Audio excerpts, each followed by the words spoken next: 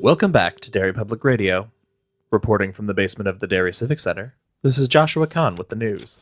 Flocks of phone crazies have been found all over the state. If coming into contact becomes unavoidable, remember, they were people once too, and deserve the same amount of respect as... Wait, who wrote this? Definitely not a phoner, and definitely a reliable news source. Call Ben if you don't believe me. All right. You're listening to Derry Public Radio.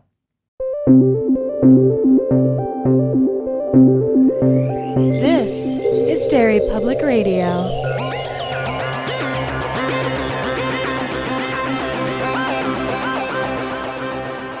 Welcome back to Derry Public Radio, a bi-weekly Stephen King Book Club podcast. I'm one of your hosts, Joshua Kahn, alongside CM Alexander. Hello, everyone. And Benjamin Graham. Hello, constant readers. It's me, the Derry Public Radio creep. And I'm here for sale. And as the Derry Public Radio creep so eloquently put, today we are covering the Patreon selection of Phil Thiessen, covering part 2 of Cell, and we have CM leading our discussion. CM, take it away. Thanks, Josh. And Ben? Yeah, I'm here. I'm here too. Oh, did you pass the creep on your way in? Yeah, he's doing some unpleasant stuff. Yeah, dude's kind of a creep. Looks like he moves like Voldo from Soul Calibur. Yes. All right, before we dive into part 2, I want to give a quick recap of what's happened so far. The Pulse, a faulty program sent through cell phone signals, has turned most of the world's population into first crazy people, but as a very short amount of time actually passes by, they not only start to behave a little less crazy, but they also have telepathic, telekinetic powers. They're hive-minded, and they probably can do other stuff too. Our main group of antagonists are out for blood, and they will stop at nothing to destroy everyone different from themselves, unless, of course, that person is someone that they love. Then they'll stop at nothing to save that person, including embracing their change and making all of the carnage that they inflicted on the phoners completely pointless. They're like Mr. Riccardi, but worse. He chose to die rather than to change, and they chose to destroy what's different from them rather than to change. And Ray makes that point for us later by saying, "It's better this way. It's no fucking way to live," and then blowing his head off. What? Wow. Okay, I blacked out after antagonists. Because that is... It's not wrong from another perspective. That is my perspective for this whole episode. You guys don't have to have that perspective, but that's where I'm coming from. So Okay. your argument is the phone people should have been left alone to evolve into whatever they're evolving into, and people should have just Not murdered them? not murdered them. Fair. Yeah. Because so far we've punched an old lady. Yes. We've tried to abduct a child that doesn't belong to us. They didn't, though. Taking some liberties. We blew up a soccer field worth of people. Yes, they definitely did To that. be fair, that was badass. Okay, so anyway, let's just dive into the plot for the last half of this, and I will keep trying to prove my point as we go along. Honestly, I think I understand your argument, and I do think I agree. Yes. I just think we might have different conclusions about how much we like that storytelling, Good, I guess. because I Okay. firmly disagree. So this will be really All fun right. to see how this all pans out. Okay, so here we go. At the end of our last episode, like we said, our group is going to continue their journey to find Clay's son, Johnny, but before they do that, they're going to bury the head. And Alice tries her best to Franny, but she can't, so Tom does. They have a nice and just really sad funeral for the head. Burying him in his garden, which was very touching, and proceeded to get very dark that night afterwards. And Clay can't sleep because he's so disturbed by the head's death, but not when they slaughtered a bunch of people the night before and body parts were raining down on them. Well, also, they never... Because, yeah, they are really not as shaken as No. seeing a bunch of corpses explode should. But also, like, the argument that, okay, the phone people aren't people anymore. They're animals. They're something else. Okay, sure. But the problem is that after this happened, they also tortured a bunch of living people, and they're like fucking never mentioned again. Like, right?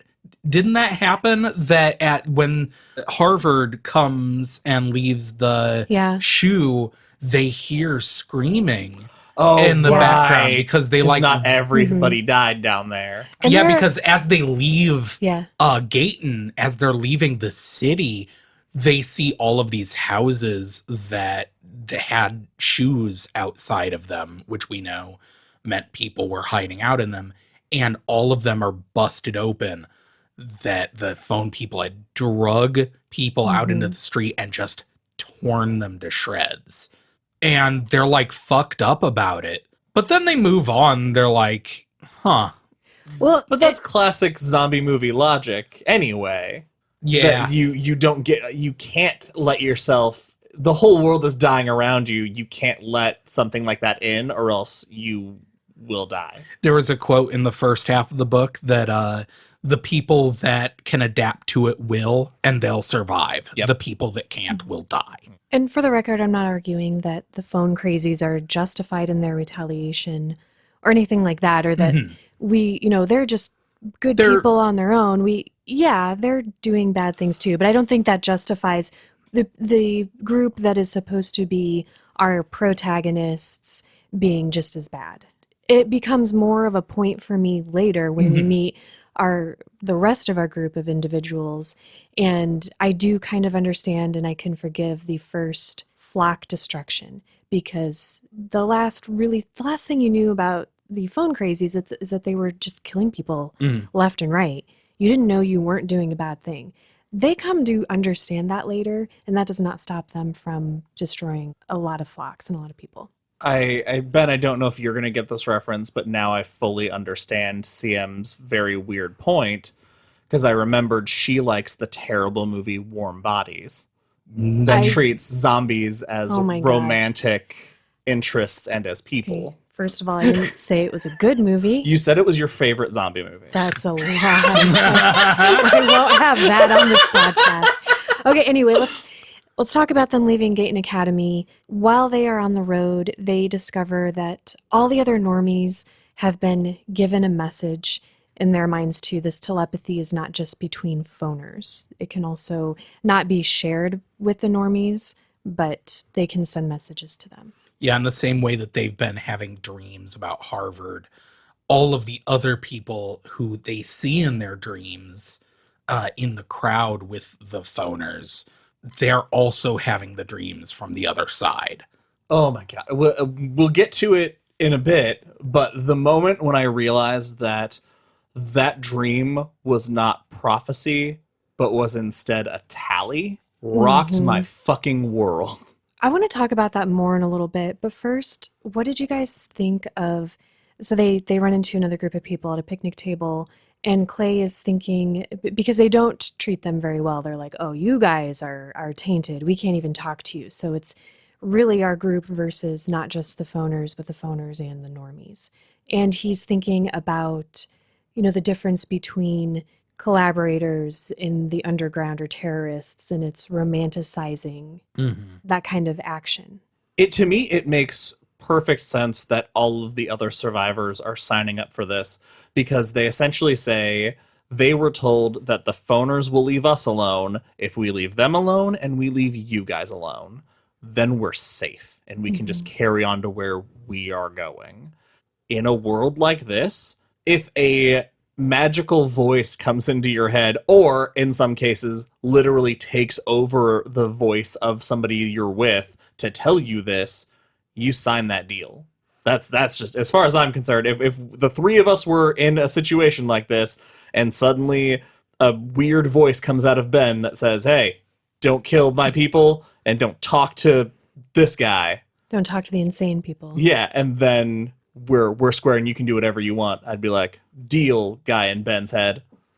Yeah, it's also a matter of like, what other choice do they have? Oh, yeah. They don't know how bad that is, like just how fucked they are yet. But I mean, even if they went against this voice, what good does it do? Right. And Alice gets really upset with people about that later and is like, hey, at least we did something. It's like, well, they're trying to prevent innocent people from dying because we all know what that retaliation is now. So doing something, quote unquote, is not necessarily the right thing to do in this world. That's such a slippery slope. There is though. no. It is. It's not. There it's not is as no clear. right thing to do though, because as far as they know, there's no way out. They didn't blow up the thing because they thought it would help them get away. It's everything they do from here on out is pure survival. They did the first thing they did as a step to help save the world from their perspective. Yes. And because they have already signed up for this side of the war, and they see everybody else who's like them turning their back on it to make this deal, I get the call to action to say, well, if we're already on this side of it, we still firmly believe we are on the right side of these are monsters, then staying on that side of the battle. I fully get that. And also, I think in this world that exists now after this pulse, I think kind of the point, what I took away from this is that thinking along the lines of morality like that in this world is part of that adaptation. They don't have the luxury of being like, we're killing a lot of human bodies. It is, we blow these up or we die. We are being led like cows to the slaughter. Yes, they multiple times they say they're even the people that the phoners are saying like you'll go safe, they're just cows in a chute. Like they're gonna die regardless. And in that position, how much are you gonna do to stay alive? Oh, I get it. We're going to put a pin in it for now because the characters argue against those points themselves and later. I know that argument that you're coming up to, and that's the point. I agree with you. Which just makes it so complicated. Yes, exactly. Okay, but we'll get to it because there's some interesting stuff. Jordan is taking the head's death very hard, and that's totally understandable. And I was just a little bit, because I have to bring it up, I'm sorry. Clay notices that Jordan's about to get hysterical. Earlier, when Alice was just upset when they first met her, he considered, like, am I going to have to slap her because she's getting hysterical? Instead, when it happens to Jordan, he's like, well, he makes a good point. And also, he didn't picture Jordan in his underwear like he did Alice. So, Not as narrated, he didn't. We don't know what he did in his free time. We also hear about what our group calls sprinters. And okay, this is super king. They have an encounter with two of them, Gunner and a guy who does not, I hate to say this, does not deserve to have the name Harold. And they end up crashing their car a little ways up the road. I thought this was really interesting as well, what Alice does, because of the sprinters. Do one of you want to explain what those are? Yeah, the sprinters are people that have gotten vehicles and are just driving as recklessly and as fast as they can, careening around the road, around wrecks, and it's very, very dangerous. And this group passes them, and they kind of catcall Alice. He's like jerks. Says something like it isn't this, but it says something like "blow me, teeny bop" or something like that. It's something terrible. Yeah, and like a page later, it talks about hearing the crash, and I audibly laughed because I was like, good, I hope they both went through the windshield. Turns out, not so much. This is the point in the book that the first time I read it, I switched to I hate this book. Really? Yes. Because this scene that happens is so fast and brutal and completely out of nowhere. Well, not completely out of nowhere. There is some foreshadowing of certain flavor. Are you talking about what happens or when? Yes. Okay, first can we talk about, because I want to know your thoughts on when they come up upon the crash. And Alice tries to help them. Well, okay, from my perspective, which I have taken the stance that these are our antagonists, what I see is Alice taking a page from Clay's book. And they know that people do not want anything to do with them. And just like the woman with the kid in the shopping cart, she's forcing her, like trying to force her help. Like no means no, whether it's your dick or a bandage. It doesn't justify what they do. No, but is there an argument to be made out of a terrible accident resulting in a serious head wound and some trauma, saying that maybe I know better than you right now? I get that you're saying no to my help, but you will die. He has a friend. Why can't you just say, here, man, give your friend, I'm just going to set this peroxide and bandages down, fix him up, walk away. Well, because they were pieces of shit anyway. And also, don't they basically do that? Because she's like, hey, let me help you out. And they're like, fuck off. And they're like, fine, assholes, and fuck off. Well, Clay does pistol whip Gunner in the face. So that's right. Okay. Then this is my problem, because yes, they Yes. eventually do that after making a stink about it. Okay, you know what? Fine, I got it. I'm backing off. Here you go. Don't die or do whatever, your choice. He doesn't only pistol whip the guy for saying mean words, which I hate the guy. He sucks. He's stupid. I'm not like on his side. Yeah. But You're pro cat literally, calling. that's what I get it. happened. Yeah. Yeah, obviously. And he also threatens his life. He says, if you see us again, we will kill you. Yeah. What? Yup. What? Yeah. Well, I'm on board. For saying mean words. Like, you think people should be killed. You have to think of the situation they're in, because it's not just mean words. Because they're not in a world where it ends at mean words. Like, these guys have shown, they say, fuck off, and like, he calls him, he looks like a dog forced into a corner, like he thinks that this guy could bite. Yeah, I'm gonna brandish my gun and be like, hey man, fine, we're fucking off, but don't fucking look for us. I understand threatening to protect yourself later. I'm just frustrated that our group is no better. Do you think those people would have responded differently to them backing off in taking a weaker stance to that? Like, if they tucked their tails and been either pretended or if they would played have offered afraid help of them? and respected their decision not to take their help and not pistol whipped them, not physically assaulted them or threatened their lives and had left, I would have respected that. And if those guys still did what they did, I would have been surprised. Not totally, because it's a King book. Sure. But I would have been more firmly on our guys' side. As it is, I'm just like, oh, so we're all just going to be shitty. Well, making yeah. the point They're Clay was making earlier, that initially I thought maybe the book was trying to say, no, that's not the point. No, I think, unfortunately, I think you're completely right, but also that is kind of the point the book is trying to make. Yeah. That humans, regardless whether they're our group that we're following or anyone else, are just as capable of the insanity and violence and shunning and lashing out as the phone people are. the idea that he describes them as the cornered dogs, but does not recognize that those same traits about themselves Everybody's is very scared. telling. Everybody in this situation is operating off of kind of that fight or flight kind of stuff. I completely understand why he reacted. Like, in a world like this, I understand treating aggression with aggression. Is it right? No. But for survival, I get it.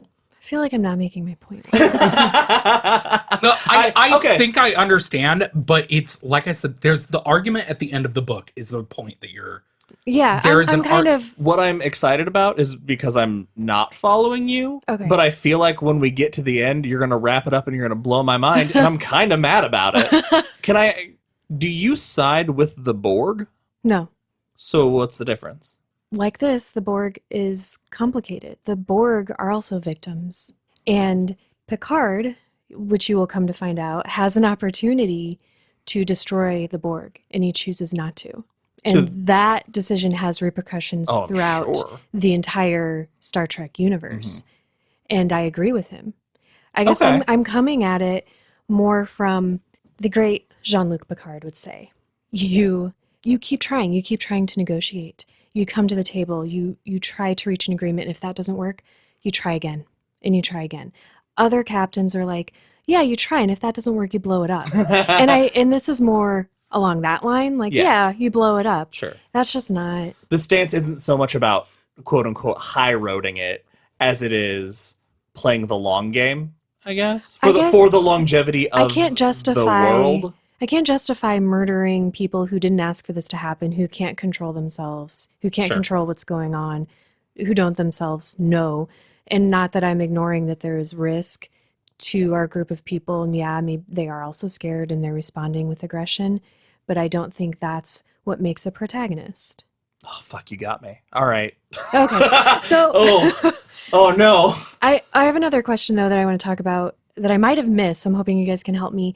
It's about Alice's death, which is a very effective scene, so I want to get into details about that. But in the first shared dream, when they see the Raggedy Man, they're with him, and they're being declared insane, Alice is there. Clay sees her there, but she doesn't remember the dream when she wakes up, and everyone else does. Is that because she dies? And if that's the case, that's what I was kind of wondering about the dream. Should she have been in the dream?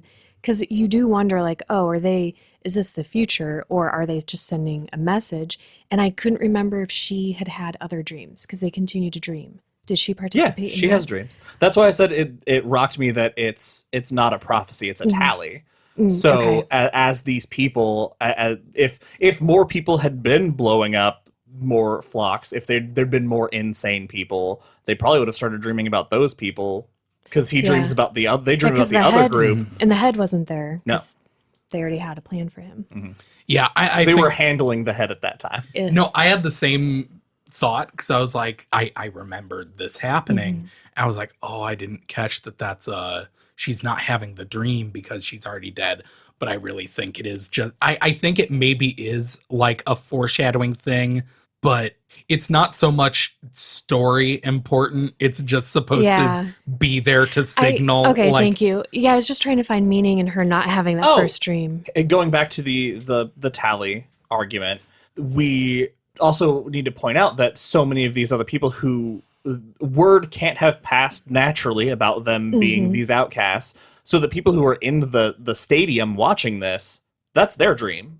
Looking up and seeing these people, seeing them be declared, that's how everybody knows. Yeah. So the dream is so much further than anyone suspects. That's what fucked me up about this scene, is because I'm so used to characters have a dream, it's prophecy, it's gonna happen. And so I was like, these characters are safe because they're all gonna make it to wherever this moment is. So this fucked my world. Well, let's talk about Alice's death, because I'm obviously not too happy with our group right now, but it was really hard. I mean, she is a likable character. Yeah, I'll go into it, because like I said a little earlier, this was the point, my first read through, this hit me so hard that it, I don't want to say ruined the rest of the book for me, but like it really affected me.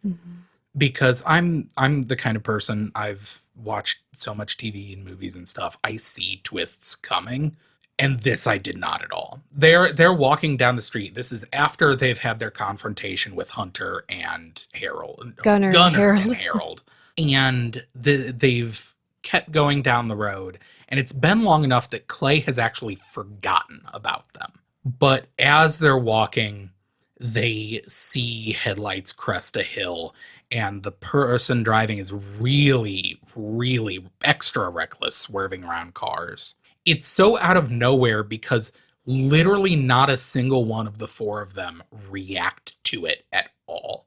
They don't bother hiding. They don't bother running. They stand at the side of the road and just watch it coming until it's too late, and they see Gunnar leaning out of the window holding a chunk of cinder block, and he lets it fly, and it caves Alice's skull in.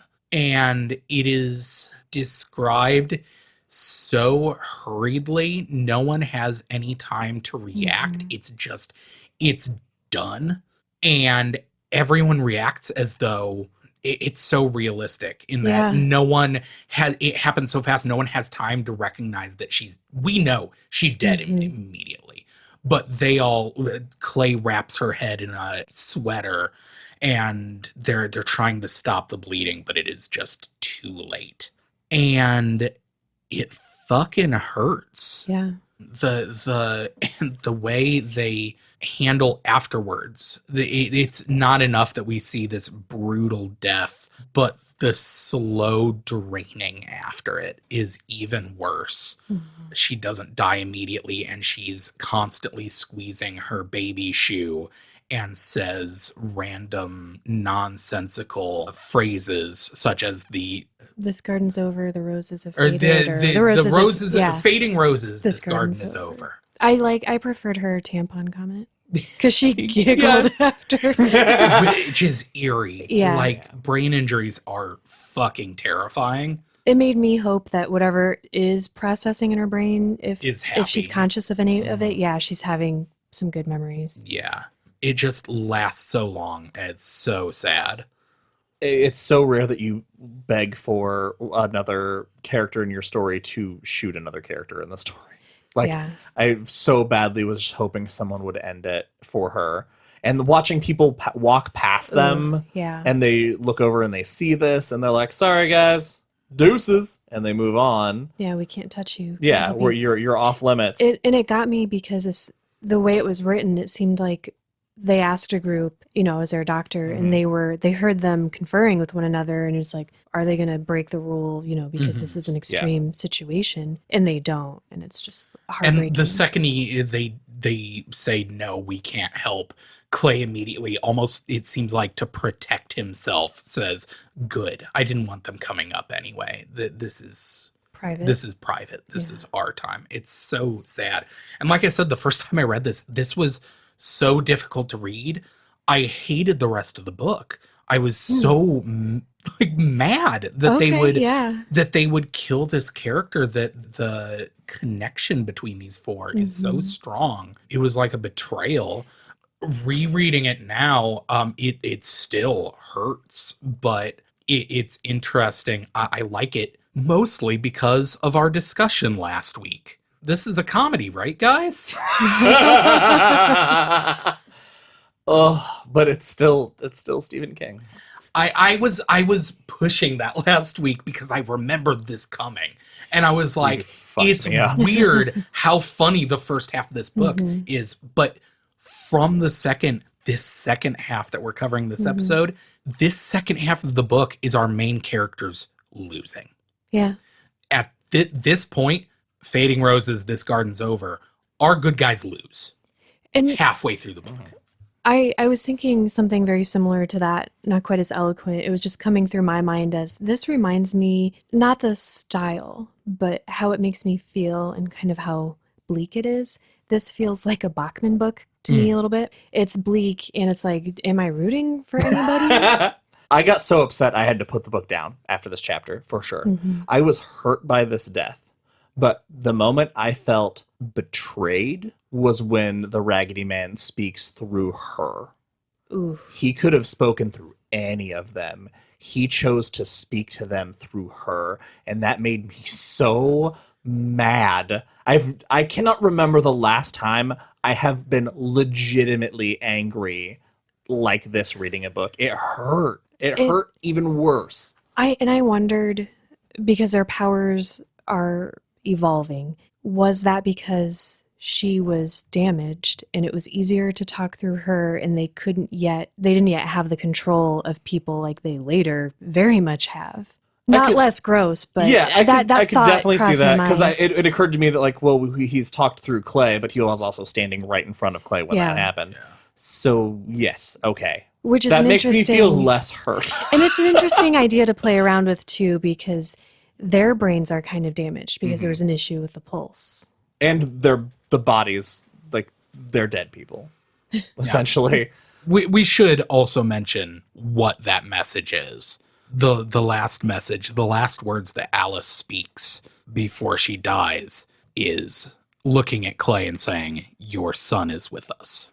He just wants it so bad to be alive. All right, so the three make it to Clay's house. So it's just Jordan, Tom, and Clay now. He finally embraces his resentment for his wife, leaving him and wanting him to pull his weight in their relationship. You really want to hate Clay. I really am hating Clay. I feel so bad. I didn't start that way. It just happened. Okay, in the very beginning of the book, he's all about his family. He stays that way with Johnny, but he's got this paperweight that, Ben, you kind of made fun of, but Because it's dumb. but what was interesting in that scene, though, too, is that he's wanting to reconcile, and he's like, I think she does too, or she would be willing to consider it, because the last thing she said to me this morning was, I'm pulling for you. Like, she's supporting him. She just wants him to be in this with her and help her. That's a lot of burden to put on someone's shoulders. If they're willing to shoulder that burden for you and give you time to pursue your dream, great. Maybe there's a deadline to that. That's a conversation you guys need to have.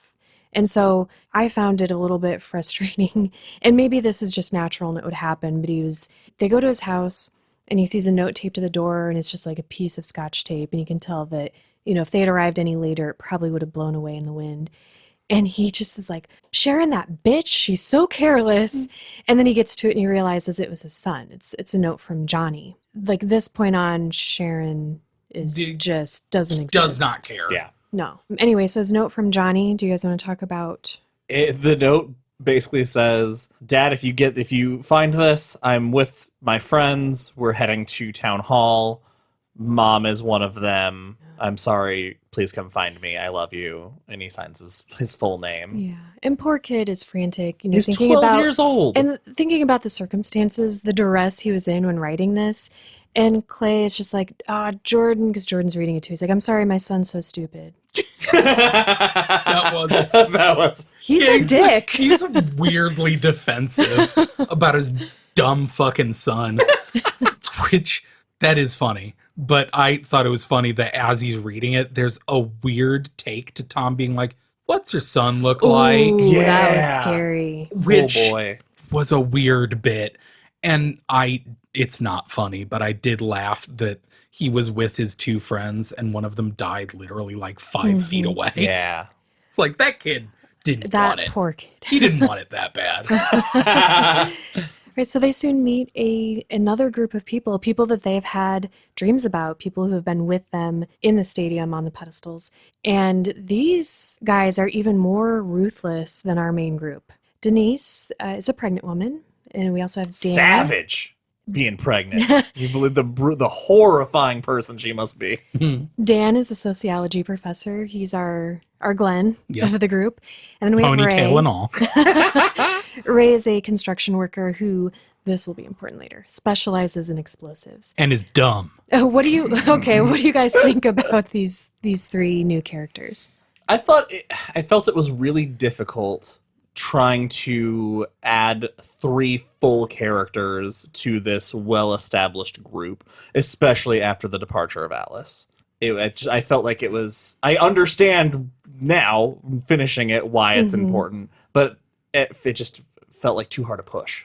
It's another frustrating King trope of him adding a character at the end of the book who becomes incredibly important to the end game of the book. Yeah.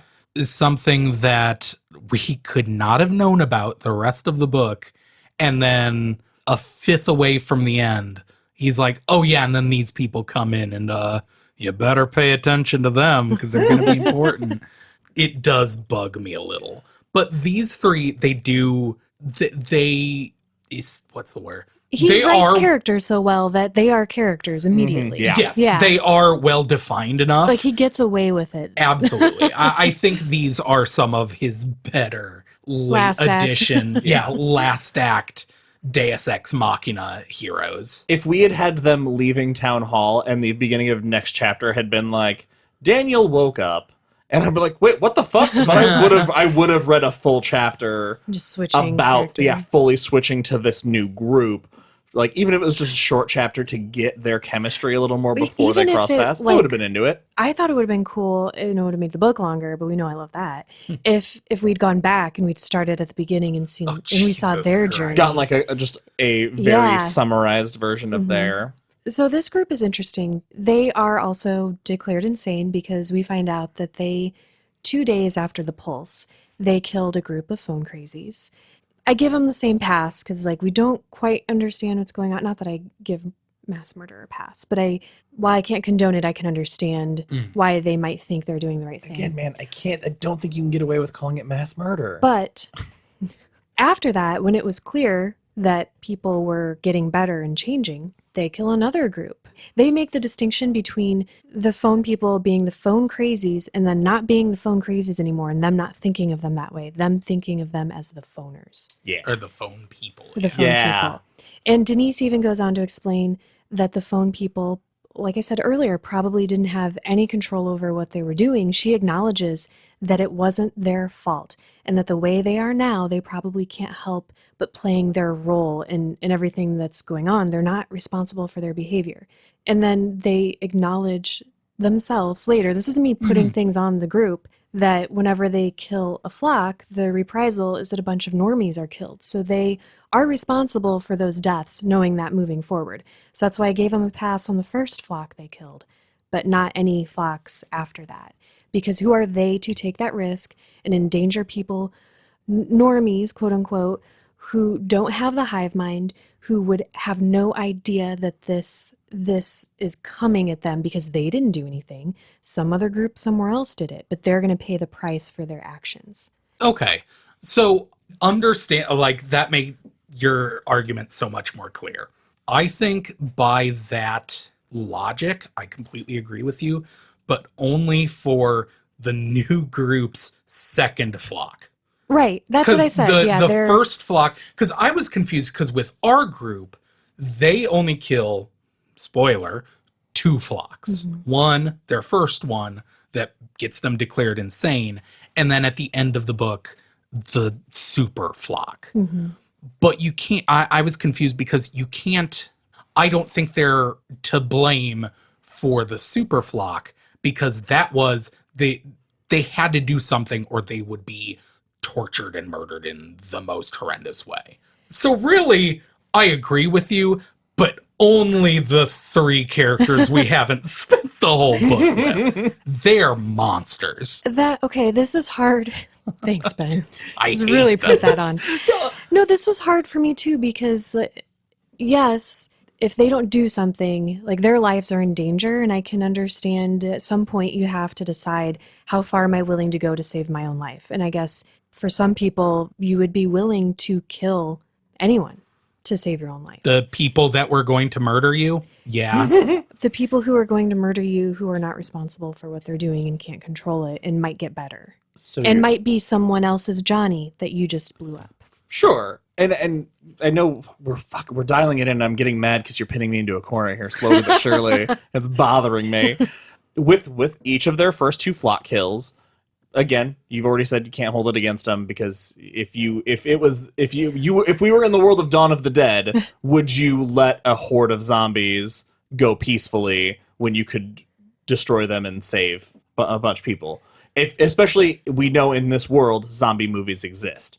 So They're operating thinking they're saving future people Exactly. from being murdered. but you cannot get away from the unimaginable cruelty of this other being for taking their vengeance on not the people who committed the crime, but on innocent people around them. That makes them even more evil, because they are in turn slaughtering a bunch of innocent people to send a message to 4.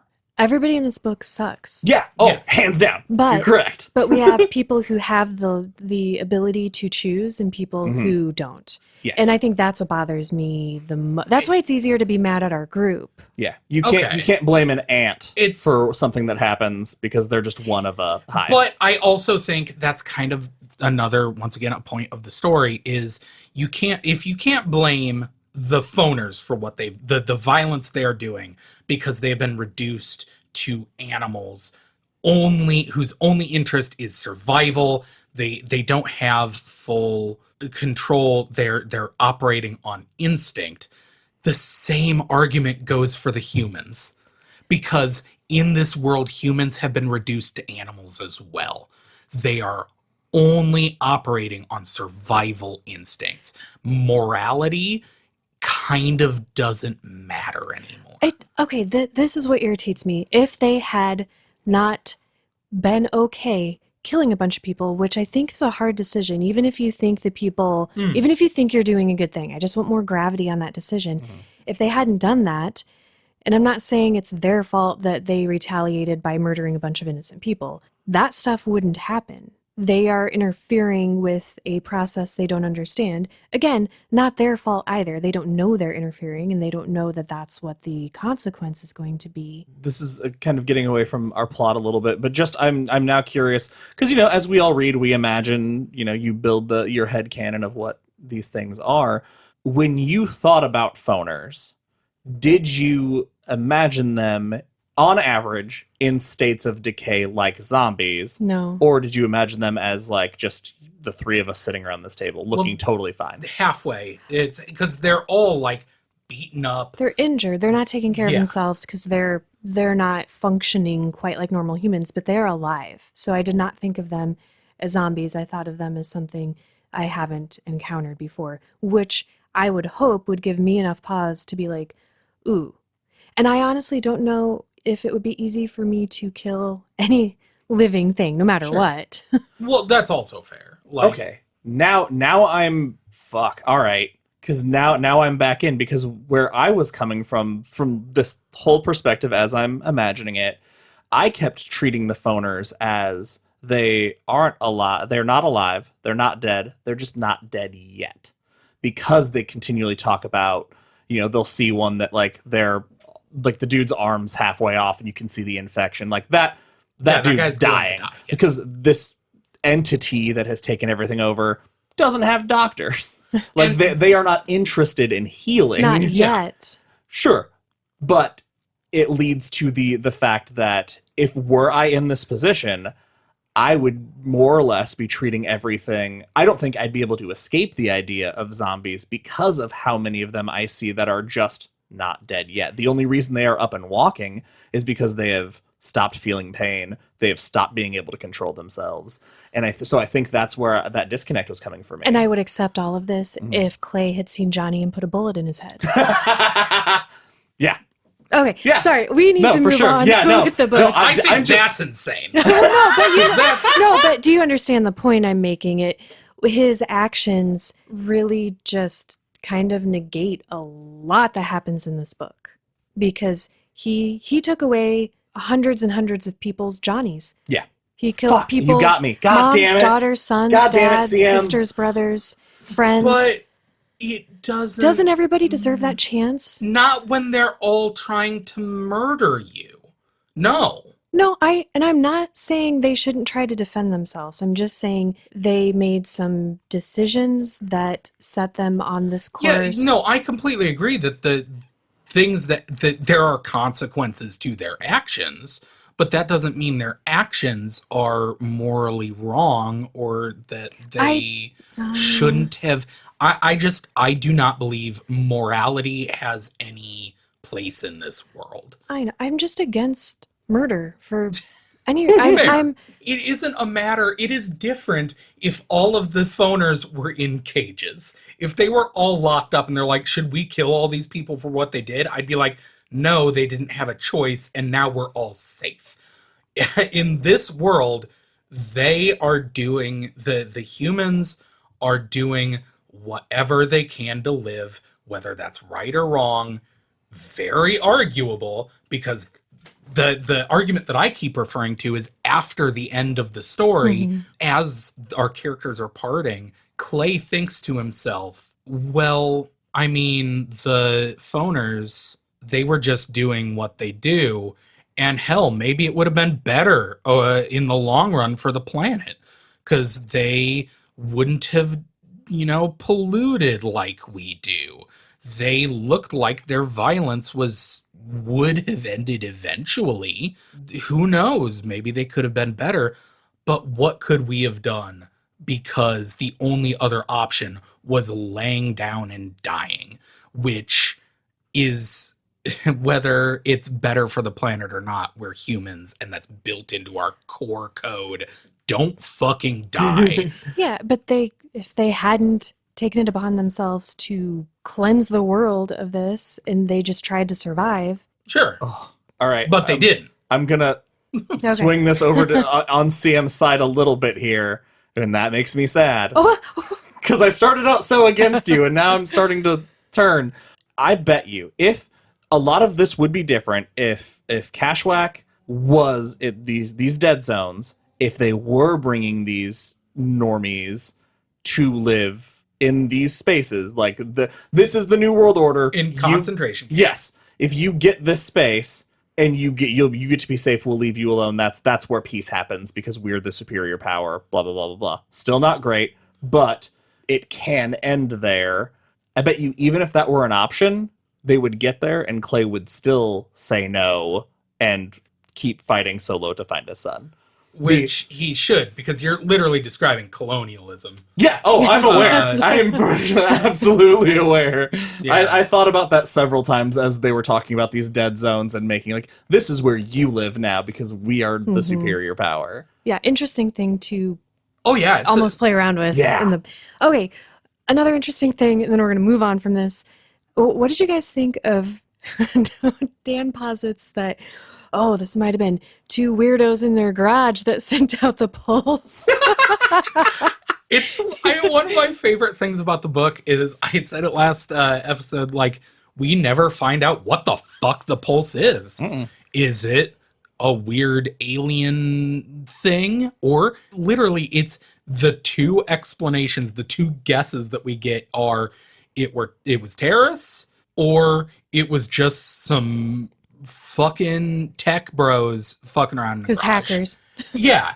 And with the context we have and with as much difference as it makes, both of those are perfectly plausible. It doesn't matter what caused the pulse. And Yeah. that's really interesting. I do like to think that it was just like two engineers, like two dudes in their garage being like, we're going to be the next Microsoft. I also really appreciated how King addresses for us the fact that if the phoners can't speak or behave in many typical ways, how could they make signs about Kashawakamak? So he's like, okay, I think the survivors posted the first signs because they were like, oh, this place doesn't have cell phones, so that will probably be a safe place. But then he questions the idea of that and the graffiti and everything, the other signs that they've seen that are spread so far, which I did not see coming at all, because we talked last episode about how crazy it is that this information travels so quickly, like people can get important information among themselves, our normies. So the phoners planted things in the normies' minds Which is before we even brilliant. were aware of that. God, Yeah. that's so good. Which is way scarier than, I think, when the Raggedy Man Yeah. even speaks through them. Mhm. Like that. And there's so little attention paid to this conversation and this detail. King doesn't make it a big deal. It's just like, oh yeah, this. And it was upon re-listening that I was thinking of the implications of that. I was like, holy crap, he got me. So our new group tells Clay, Tom, and Jordan that they want to go west, even though everyone is being given the message to go north. They don't trust that, like you guys are saying. They think they're being led to the slaughter. And Dan is also warning them that he doesn't think the Raggedy Man is a man, but he is the representation of the flock. And it makes total sense if they have the hive mind. He also says that they are supposed to show our group something. And I love this scene. I think this is so fucking cool. They take them over a hill and they see that Gunnar has been stripped and crucified, and that his buddy Harold was clearly forced to do the crucifixion and then slit his own throat with a shard of glass. Fucking awesome. Because one of the other things that he says through Alice's head is they'll be punished, not for you, but as a symbol to everything else. Yeah, and they will be taken care of, not as a favor to you, but as a warning to others.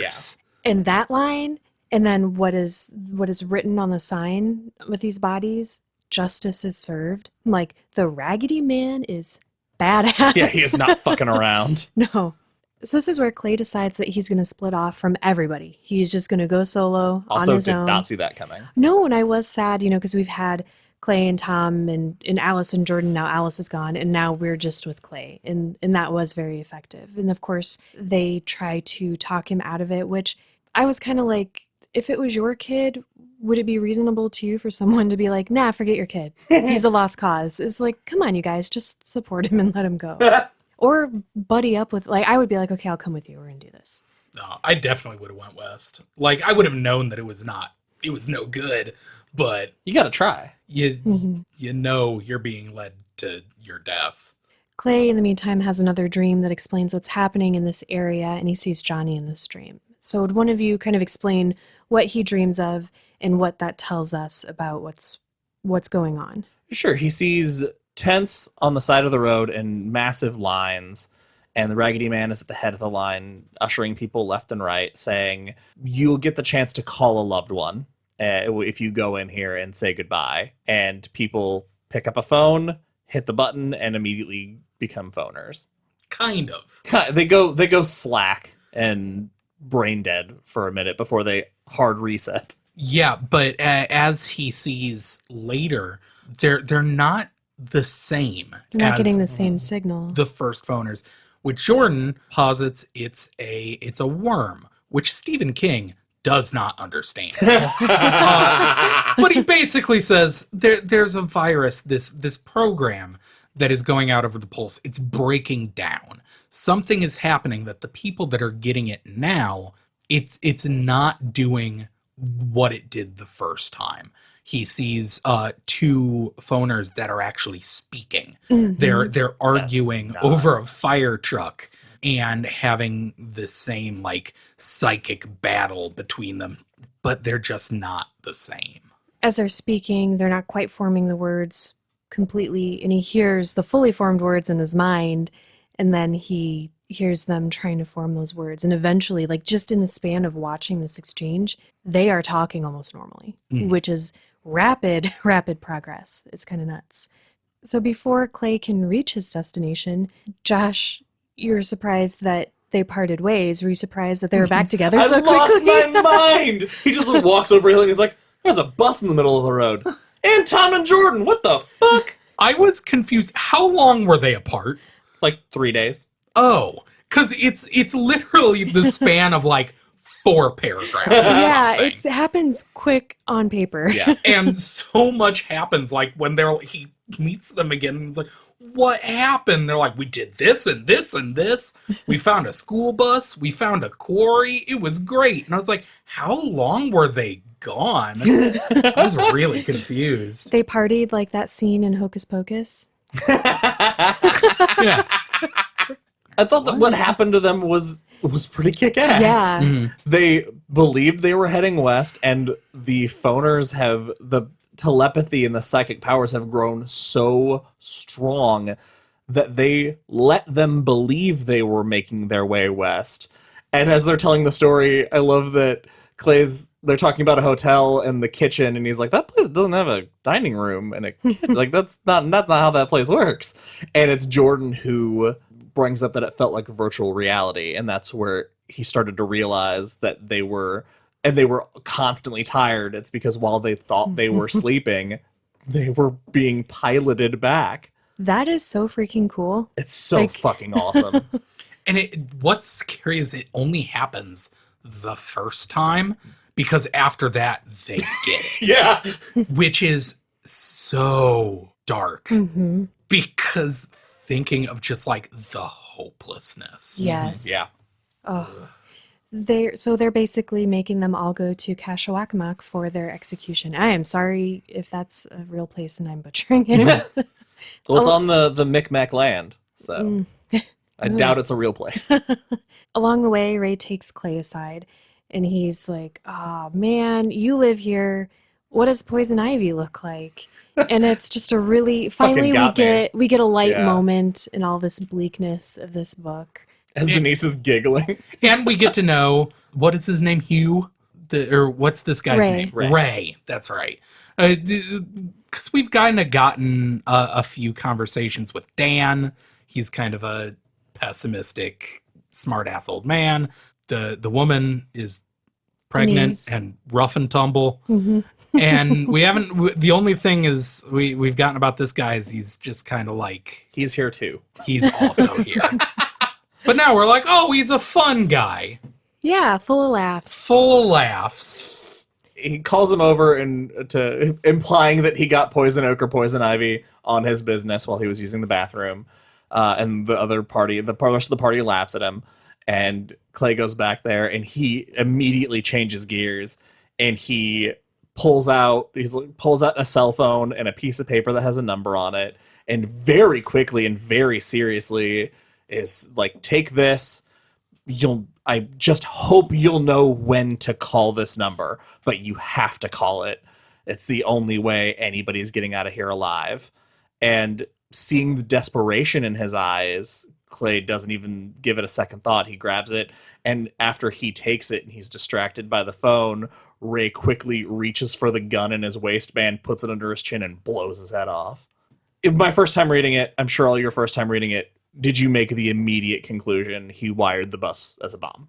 Immediately when he handed him a phone, I was like, it's a phone bomb. He turned the bus into a bomb. He talked about him being good with explosives. I didn't even remember that. Oh. I've watched enough of like movies that the phone is the detonator. And it's funny because at the end of the last episode, Ben asked me how this ends, and I was like, I don't know, explosion?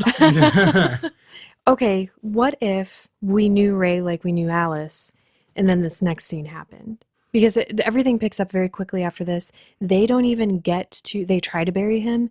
They don't get to because the Raggedy Man is like, okay, get over here. And they're like, hold on. And he's like, no, you cannot. And Tom basically has to like kick this dude's body into the hole and just walk away.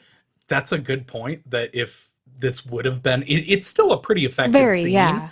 But if it would have been a character we actually cared about. If it was Tom. Yeah. That would have fucked me up. Yeah, because as it is, it's this Ray guy's pretty much a nobody that we've just been introduced to. He's had the least characterization of the three. Then he goes and does the most heroic thing in the book, or the most sacrificial thing, at least. Like this guy that we don't know at all gives his life to save the day. Gives his life to maybe save the day. Because he can't even tell him the plan. Yeah, gives his life to save the bad guys. I know, I'm just... Right. We're going to move... It moves pretty quick. So they are made to get on the bus and drive to Kashwakmak, and they get to the fairgrounds full of phoners. Like, this must be a pretty big fairgrounds. Ours, I don't even know what the capacity is, but I assume a couple thousand people in this area. And they are locked in a casino hall together. And Clay sees Sharon, and she is a phoner, and she's obviously, like messed up. Part of her ear is gone. She died, or not died. She became a phoner, roughly, I guess. And he has absolutely no care or sympathy for her, except to notice that she's wearing... She does have rockin' tits. Yeah, the white shirt that he prefers to grab her nipples in. That did suck. I wish I was exaggerating that part. No, it is so jarring that literally the only thought he has when seeing his wife who he wanted to reconcile with. Yes! And he just sees her and is like, man, she was fucking hot in that shirt. Ooh, yeah. And then, like, shoves her and says, get out of my way, bitch. It's like, what the hell? I think this is why I'm so against our group. These little moments with Clay got me. It's so bad. I agree that Clay isn't the best dude. He's a weird guy. He has a lot of moments that are just like, there's something off with him. But I think everything that happens it makes sense under the circumstances.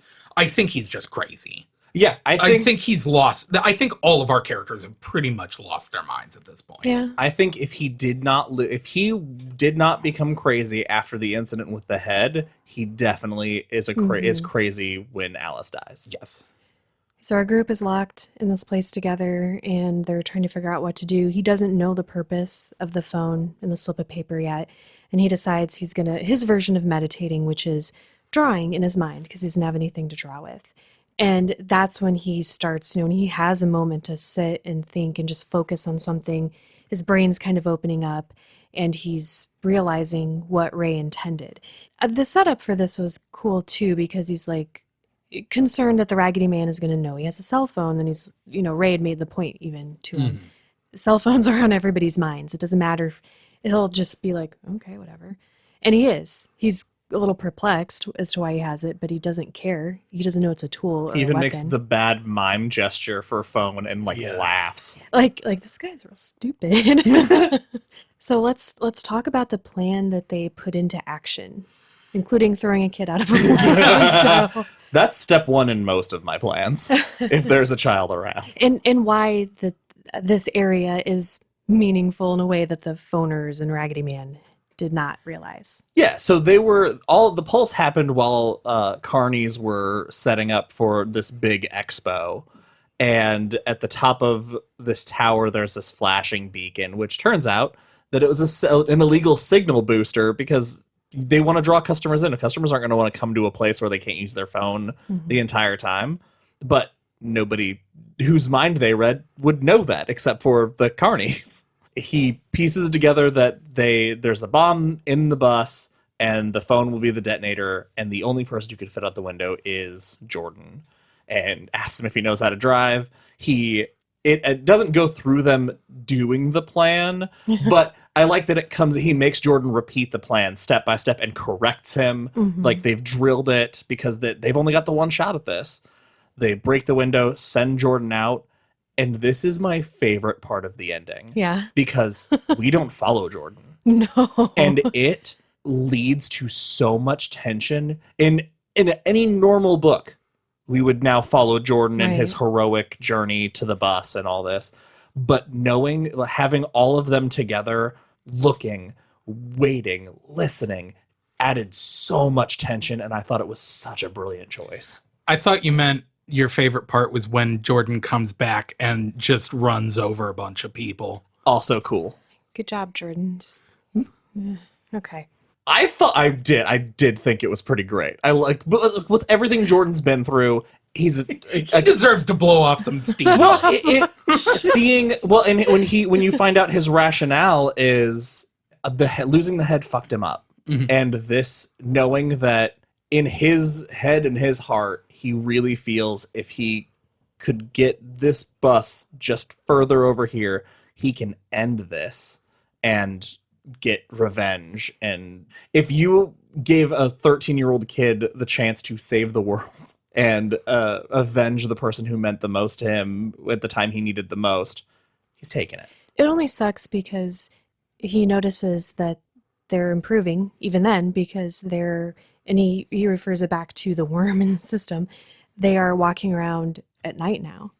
So some of the more recent phoners don't shut down at night. And they seem to be more like classic zombies in that they'll like reach out and grab at him, but he's like beats them off.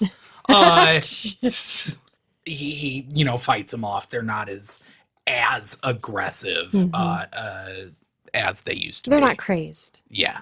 I'll kind of take this the way I took the first explosion. They blow stuff up, and it's pretty cool. It's fucking rad as hell. When the bus explodes, and it's as cool as the first explosion with the rain of gore, which I thought was just very cool to read about.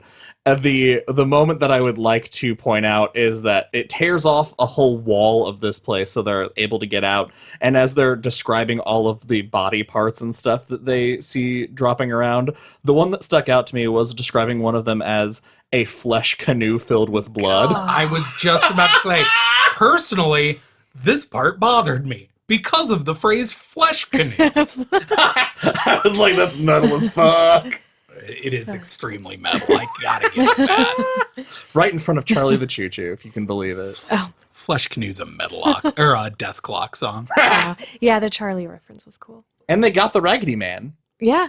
A piece of shrapnel tore through his chest. More importantly, that bitch Sharon, Clay got his divorce. All right, our survivors decide to head north because there's more spots without cell service, so possibly less phoners, and they think that the winter is going to wipe them out. Although I disagree with that because I think they're kind of evolving, and I think they're going to have that sense of self-preservation kick in at some point. This is also based on Clay's completely irrational theory that they must be 70% dead, which is completely based off of nothing. It's based off his need to justify how many people he's murdered.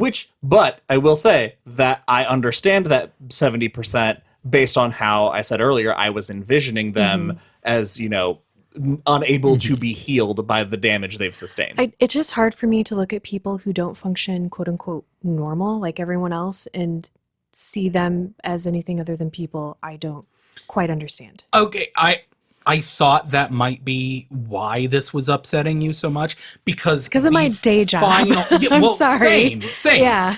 Because I had a problem with the very end for that reason. Let's just move on because yeah, this is at the end. They part ways, but Clay's like, I gotta find Johnny. Yeah, and he goes to look for Johnny. And cutting through... Well, I do want to mention that in this section, as he's walking back south, mirroring our journey from the beginning of the book, one of the first things he finds when traveling on his own is two phoners arguing and fighting on a bridge. And they fight each other and they float up in the air and then they bite each other on the nose and they fall out of the air. But then they get up and just kind of look at him and part ways.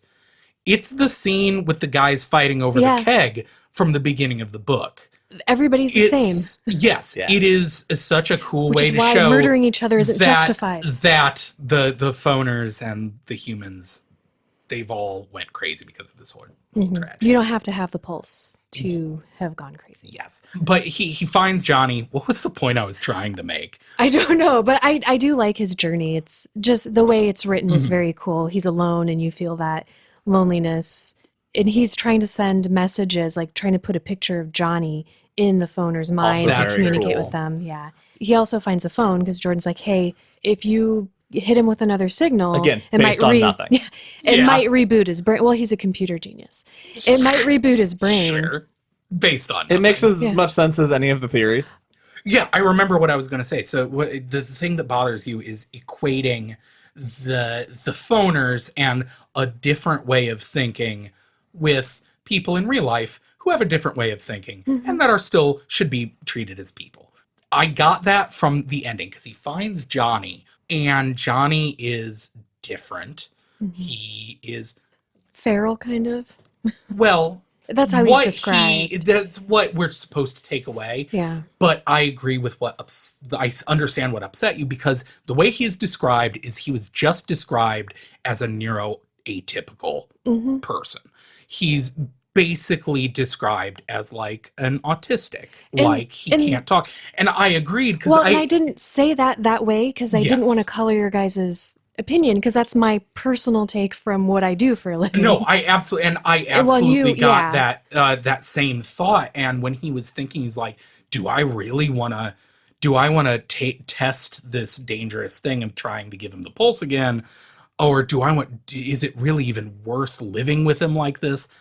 That bothered me. That I did not like because I was like, yeah, of course it is. Clay sucks. He's just a person. But I think there's a difference between that and Johnny is not a phoner. He's between. He has this issue, but he can work past it. The other phoners that they blew up, not the same. They were something else. That's what I think that line is very blurred and probably intentionally from King. Sure. It's hard to discern what they would be, what they're capable of, because even the initial phoners who were very crazy at the first start of the pulse were changing by the next morning. And it's just a very dark... If you're in a life or death situation, you can't say... That's there's a pride of man-eating lions outside the village.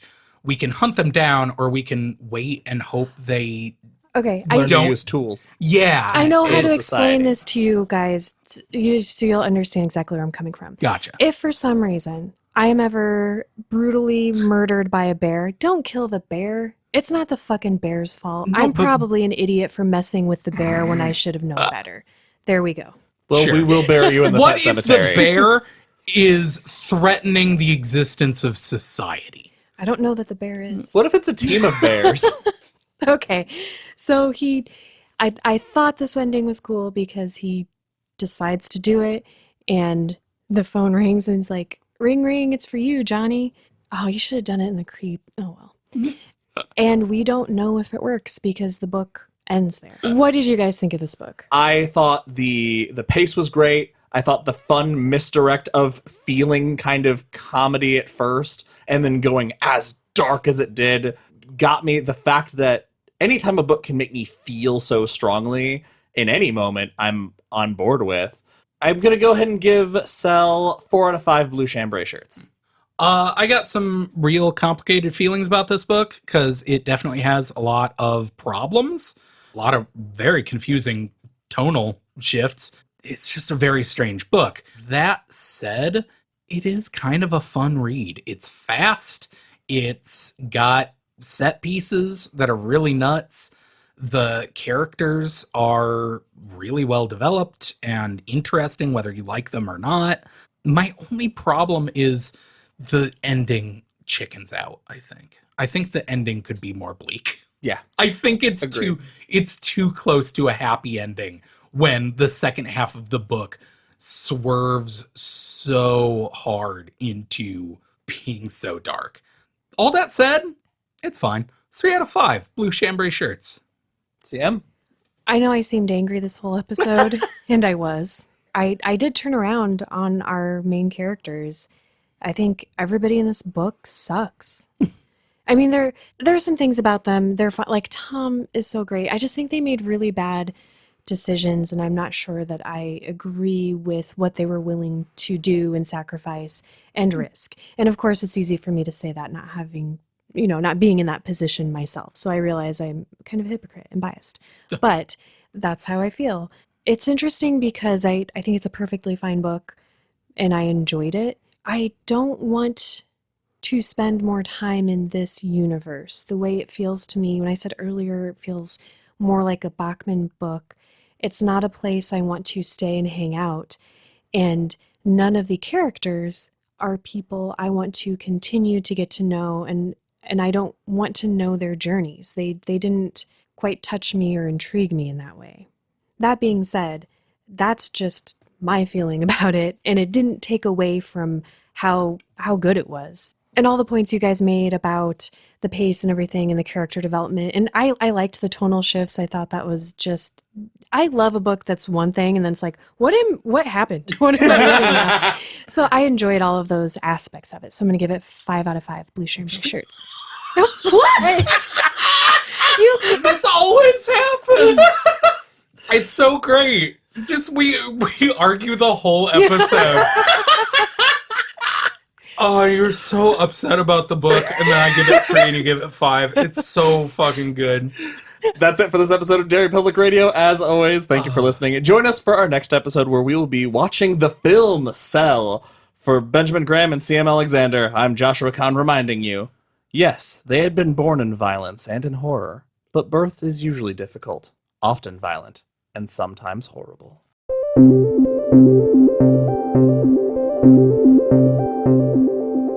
Hey everyone, CM Alexander here. Thank you for listening to Cell Part 1. We hope you enjoyed it. As always, follow us on Facebook and Instagram at Derry Public Radio and Twitter at Derry Public, and send us an email at derrypublicradio@gmail.com. Thank you again to Phil Thiessen for selecting Cell as part of our Patreon selection series. That's all for now, listeners. Goodbye.